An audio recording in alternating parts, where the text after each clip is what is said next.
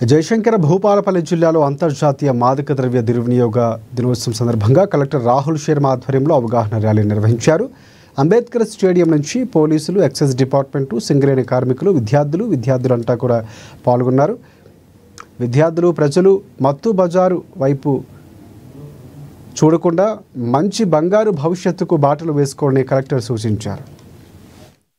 వీటి వాడకం వలన దుష్పరిణామాల బారిన పడకుండా కృషి చేస్తారని ఈ యాంటీ డ్రగ్ అనేది అందరం కూడా తప్పకుండా పాటించవలసిన విషయం.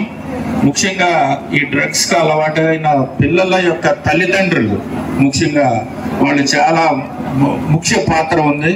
ఎందుకంటే ఈ డ్రగ్స్ కి అలవాటు పడిన వాళ్ళలో వాళ్ళ ప్రవర్తన డెఫినెట్ గా చేంజ్ ఉంటుంది. ఆ చేంజ్ ని కనుక తల్లిదండ్రులు అబ్జర్వ్ చేయాలి. ముఖ్యంగా ఆహార నియమాలు. ఈ డ్రగ్స్ కి అలవాటు పడిన వాడు ఆహారంలో చాలా డిస్టర్బ్డ్ గా సేవిస్తారు. ఆహారం తినే విధానంలో కూడా చాలా తేడా ఉంటుంది. ఇది ఆకలిని చంపేస్తుంది. దానివల్ల వాళ్ళ ఇంటిలో ఆహారం తీసుకోవడంలో వాళ్ళ తల్లిదండ్రులు కానీ గమనించి వీళ్ళు సరైన ఆహారం ఎందుకు తీసుకోవట్లేదు, దీనికి కారణం ఏంటి అనేది కుటుంబ సభ్యుల ముఖ్య పాత్ర. అందుకని ముఖ్యంగా కుటుంబ సభ్యులే